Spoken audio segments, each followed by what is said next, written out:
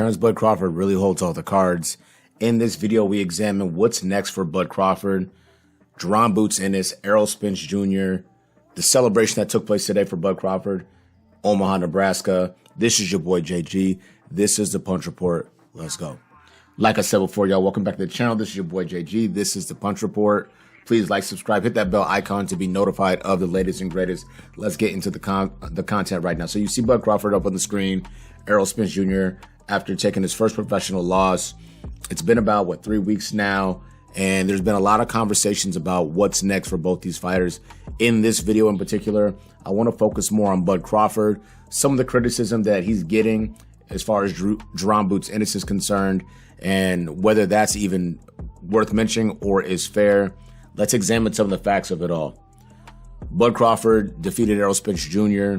July 29th via TKO stoppage in the 9th round. Sensational victory. Looked good doing it. He looked like a guy that could beat anybody on that evening. No shame for Errol in losing to him. I think there's some things he needs to clean up. That's not this video. Bud Crawford, as we know, has a bilateral rematch clause with Errol Spence Jr. that suggests that if Bud loses, he can trigger the rematch. If Errol loses, which he did, he can trigger the rematch. I believe it's a 30-day stipulation. That's the time that you're allotted before you can trigger the rematch. So number one with the bullet, that's Bud Crawford's first kind of hurdle as far as what he's going to do next. Errol Spence could say, hey, look, listen, I tried my best. 47 was a bit too much for me. I know I said I wanted to fight Bud Crawford at 54, but I can't see it going differently. I'm going to move on from that bout. That's a possibility. We're still inside of that 30-day mark. Where I'm starting to hear some kind of interesting rumblings is about Jaron Boots Ennis, who is the mandatory for Terence Bud Crawford. He's been talking real crazy, talking about don't duck, talking about stay on that side if you're not picking me, which sounds familiar. He's saying a lot of things you want to hear fighters who are confident in themselves, their skills, their ability say when they're trying to land those big fights. As a side note, I do think it's a bit unfortunate that sometimes in the sport of boxing, up-and-coming fighters like a Jaron Boots Ennis, despite his resume, despite his body of work, despite how he's looked, the eye test, so to speak, have to play politics. They have to kind of, I don't like using the word beg, but it's kind of like beg to get the biggest and best opportunities. Errol Spence Jr. was once in that position himself, calling out all the guys, Kell Brook at the time, Keith Thurman, Sean Porter, anybody notable with a name or with a title. Errol Spence Jr. was calling that individual out. That's the position that Jaron Ennis finds himself in now. But as far as Bud Crawford's concerned, I want to kind of dive more into that.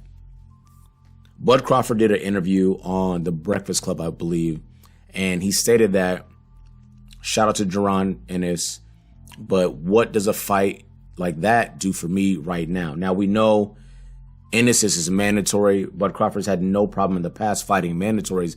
However, Bud Crawford now is in a different position. This is not the Bud Crawford that fought Amata Stanionis.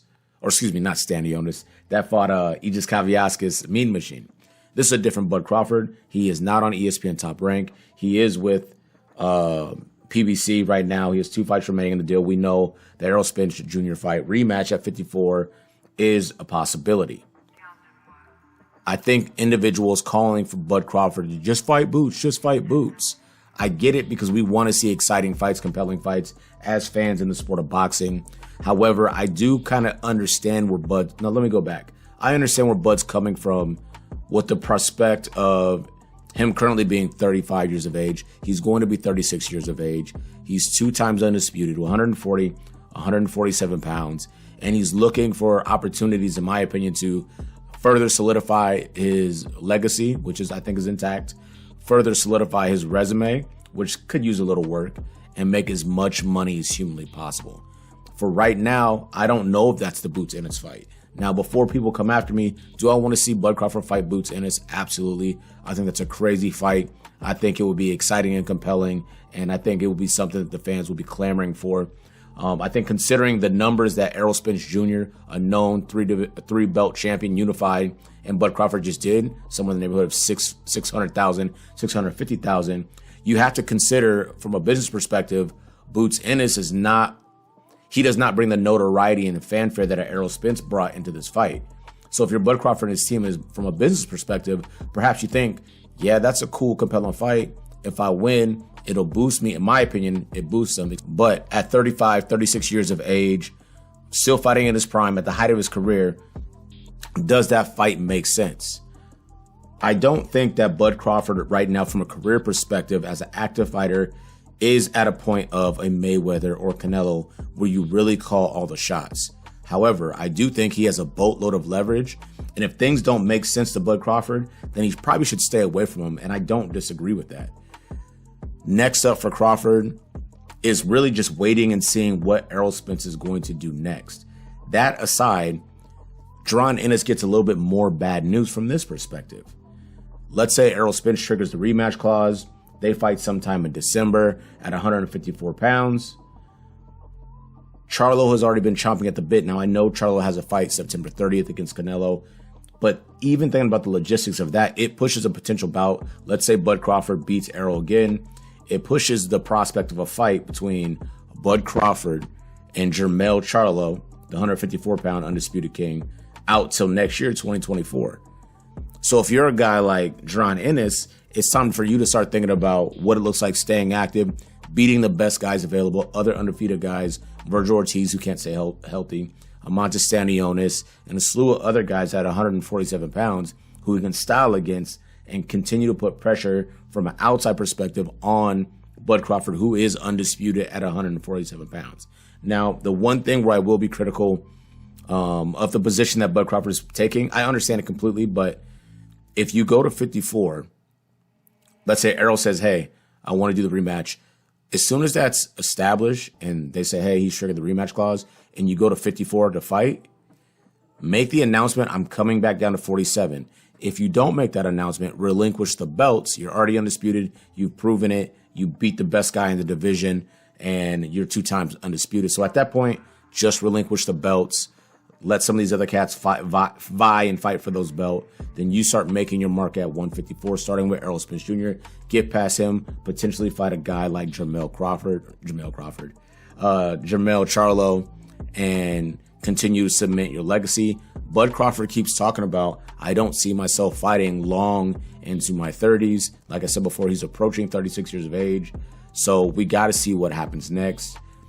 I think this is exciting stuff. It's a good conversation to have. I think Bud Crawford at this point in time, for the first time in his career, is being very patient and very thoughtful about what he does next. And this has always been the biggest knock on Bud. We've always known that he could fight. No one's ever questioned his ability to go out there and beat people up.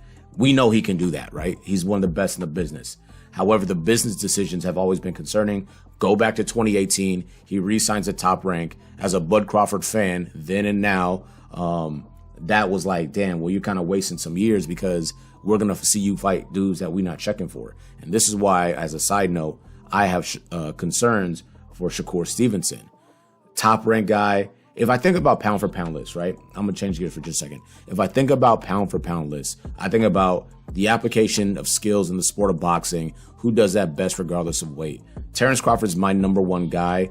I will put 2A and 2B between Shakur Stevenson and now Inui. I really rate Shakur Stevenson extremely high from a skills application perspective. He is, in my opinion, the best in the business at that.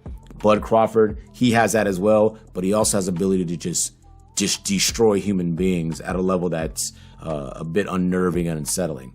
But that's that conversation is for another day. He's in a position now, that being Bud Crawford, where he's making very sound business decisions.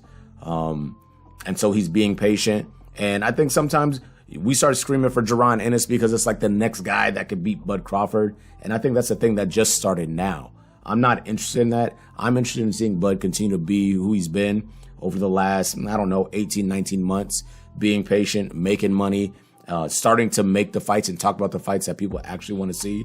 I know he got paid for the avocado fight, Avanesian fight. I know he got paid for that, but that's not anything we were checking for. So shout out to his bank account, but not to us. You fought Errol. You're on PBC now. It's looking like the Jermell thing might work out either if Errol triggers a rematch clause or he decides not to. And then maybe you take a little tune-up and you wait for Jermell. Because Jermell said win, lose, or draw, which he plans on winning. He is coming back down to 154 to defend his belts. We know one of them is going to Tim Tszyu. I don't necessarily agree with that, but you guys get the gist. This is your boy JG. This is the Punch Report. As I wrap this video up right this second, watching Anthony Joshua walk out for his bout for Robert Helenius, I will be back to break down what I saw in that fight. This is your boy JG. Punch Report. We out.